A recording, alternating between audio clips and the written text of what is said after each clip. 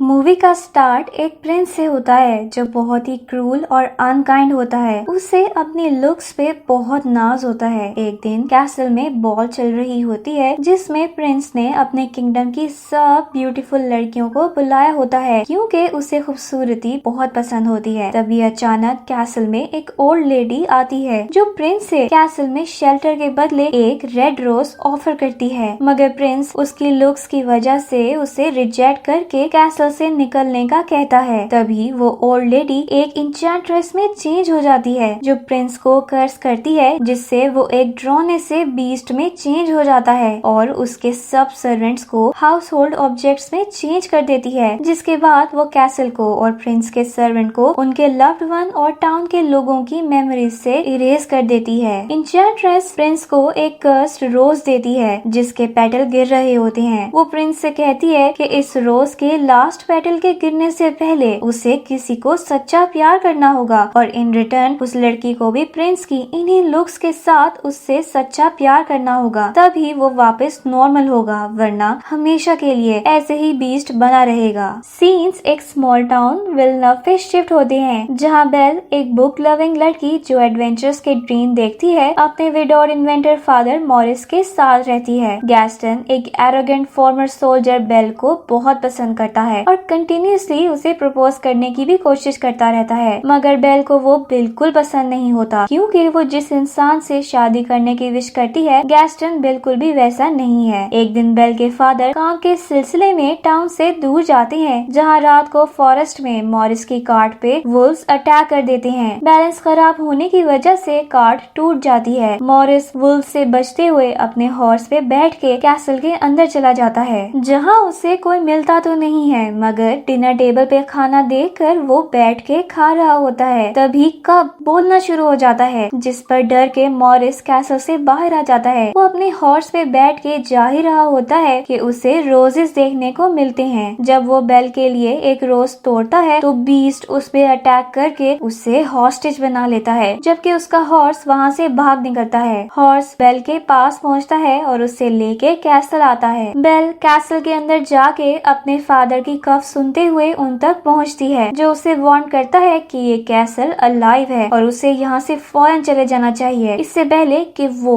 उसे ढूंढ ले। साथ ही बेल को बीस्ट की आवाज आती है जो उसे बताता है कि उसका फादर एक थीफ है जो कैसल से रोज चोरी कर रहा था, इसलिए अब वो हमेशा के लिए यहाँ कैद रहेगा। अगर वो चाहती है तो उसकी जगह ले सकती है। बेल का फादर उसे वहाँ से जाने को बोलता है, जिस पर बेल बीस्ट से कहती है कि उसे अपने फादर से लास्ट गुड बाय कहना है। बीस्ट को फोर्स करके वो डोर ओपन करवा लेती है, जिसके बाद वो अपने फादर को केज से बाहर फेंक के उनकी जगह ले लेती है। बीस्ट उसके फादर को कैसल से बाहर फेंक आता है और उसका फादर बस इतना ही बोलता है कि वो उसे बचाने के लिए वापस आएगा। थोड़ी देर बाद केज का डोर ओपन होता है और बेल कैंडल स्टैंड को देखती है। बेल उसे बोलते देखकर उस पे स्टूल फेंक देती है। कैंडल स्टैंड उसे बताता है कि उसका नाम लुमियर है। उतनी देर में वहाँ मैंटल क्लॉक कॉक्सवर्थ आ जाता है। वो दोनों बेल को लेकर कैसल का टूर करवाते हैं। बेल बहुत कंफ्यूज्ड होती है। वो दोनों उसे कहते हैं कि वो कैसल के किसी भी एरिया में जा सकती है एक्सेप्ट वेस्ट विंग के। वो दोनों बेल को उसका रूम दिखाते हैं जहाँ बेल फेदर डस्टर प्लूमेट और कबर्ड टी गार्डेरोब सिंगर से मिलती है। मॉरिस टाउन वापस आकर सबको बीस्ट और उसके कैसल का बताता है। वो उनसे कहता है कि उसकी फैमिली को सेव करने में उसकी मदद करें, मगर उसे कोई सीरियस लेने के बजाय सब उस पर हंसते हैं। गैस्टन इस सिचुएशन को एज एन अपॉर्चुनिटी लेते हुए मॉरिस की हेल्प करने को तैयार हो जाता है। रात बीस्ट जब डिनर के लिए आता है तो बेल के लिए भी प्लेट सेट देखकर उसको गुस्सा आ जाता है, जिस पर उसके सर्वेंट्स उसे समझाते हैं कि हो सकता है ये वही लड़की हो जो इस स्पेल को तोड़ सके,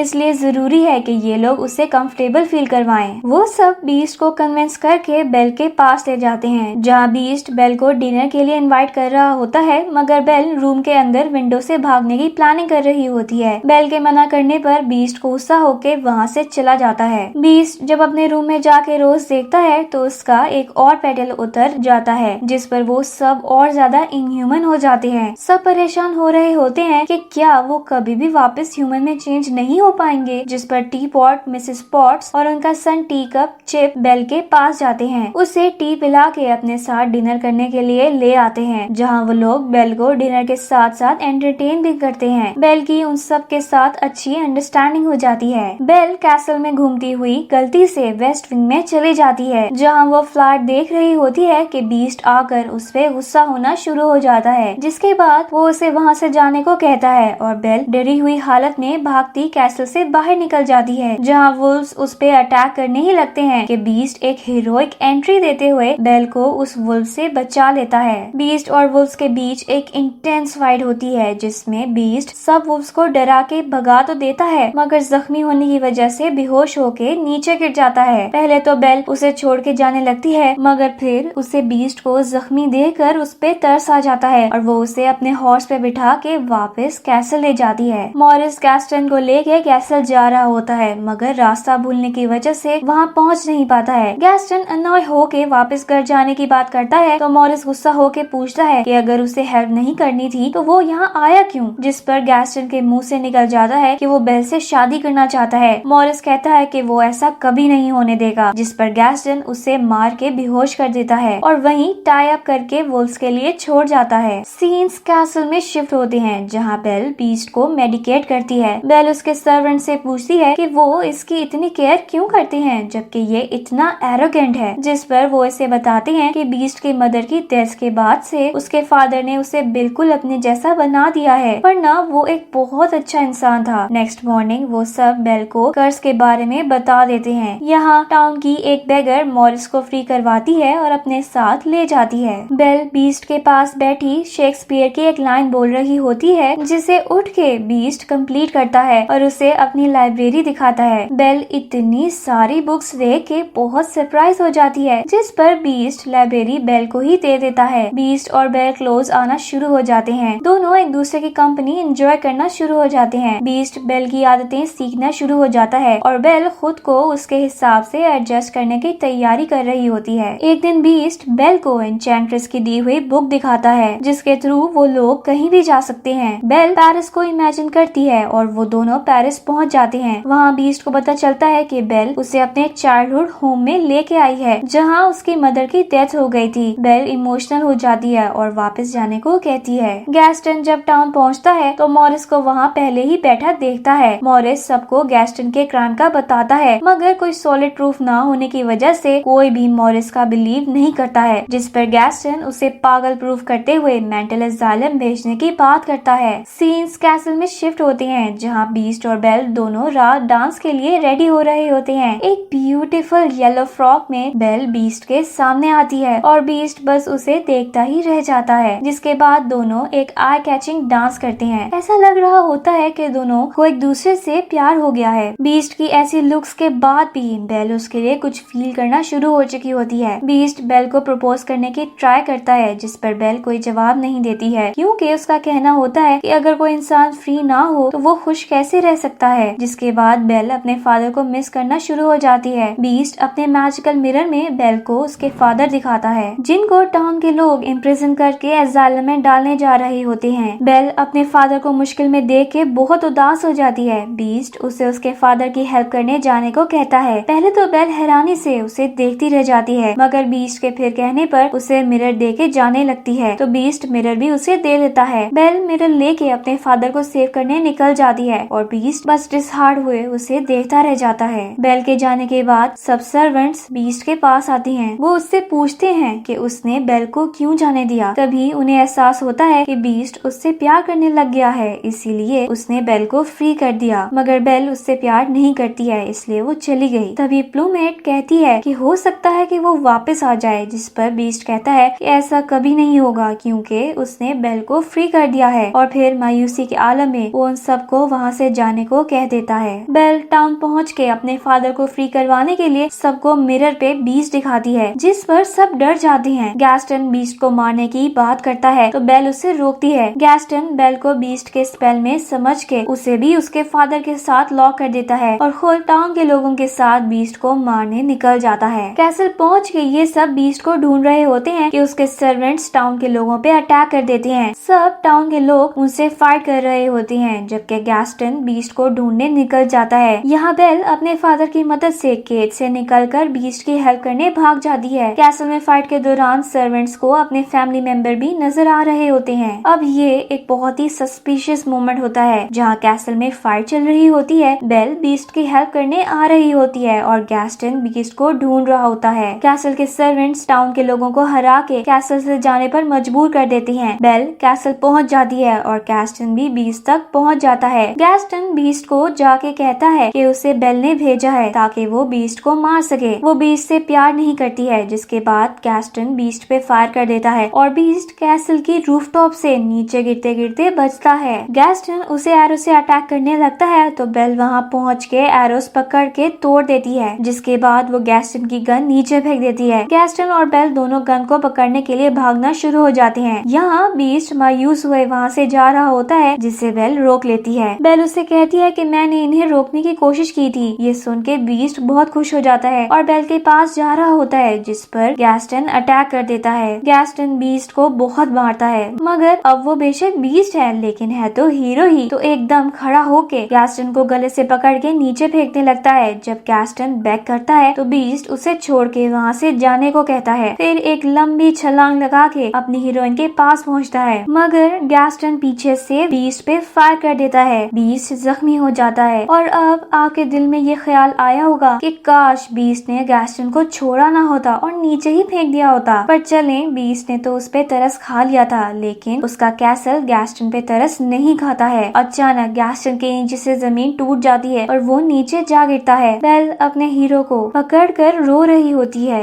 दोनों इमोशनल लाइंस बोल रहे होते हैं। बेल बीस्ट से अपना प्यार का इजहार करती है और बीस्ट अपने प्यार की बाहों में मरने को अपना फख्र समझ रहा होता है। तभी अचानक लास्ट पेटल गिर जाता है और बीस्ट चुप हो जाता है। बेल रो रही होती है। कैसल के बाकी लोग भी हाउस होल्ड में चेंज होके स्टक हो जाते हैं। बेल रोते हुए बीस्ट को हक करती है और आई लव यू बोलती है, जिसके बाद उसे किस कर रही होती है। तभी वहाँ इंचेंट्रेस आ जाती है जो रोज को वापस नॉर्मल कर देती है और प्रिंस का कर्ज खत्म कर देती है, जिसके बाद प्रिंस वापस अपने नॉर्मल फॉर्म में आ जाता है। बेल प्रिंस को देखकर बहुत खुश होती है और दोनों एक ब्यूटीफुल किस शेयर करते हैं। कर्ज खत्म होने की वजह से कैसल के सब सर्वेंट्स भी नॉर्मल हो जाते हैं और हर चीज वापस से रूटीन में आ जाती है। टाउन के सब लोग अपनी फैमिली से रियूनाइट होते हैं। लास्ट सीन्स में बीस्ट को उसकी ब्यूटी मिल जाती है। बेल और प्रिंस की शादी हो जाती है और फिर they live happily ever after. यही मूवी एंड हो जाती है। एन्चेंट्रेस प्रिंस को जो लेसन सिखाना चाहती थी कि खूबसूरती सिर्फ लुक्स में नहीं होती बल्कि पर्सनैलिटी में होती है। प्रिंस को वो लेसन तो मिलता है, मगर साथ ही साथ एक सच्चा प्यार भी मिल जाता है।